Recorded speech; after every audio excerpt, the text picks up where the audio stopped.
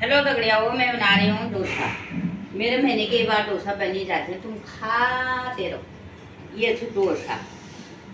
ये पहले बनी घर में चुआर वाट, आजकल बनी नहीं डोसा चिलाड़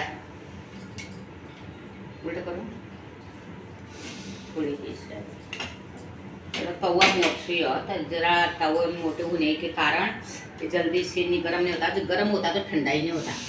और अच्छा लग रहा है ना डोसा। ये है उसका मसाला, क्या सुंदर से। आजकल सर्दी में तो खमीर नहीं होता, आजकल खमीर हो रहा। ये देखो ना,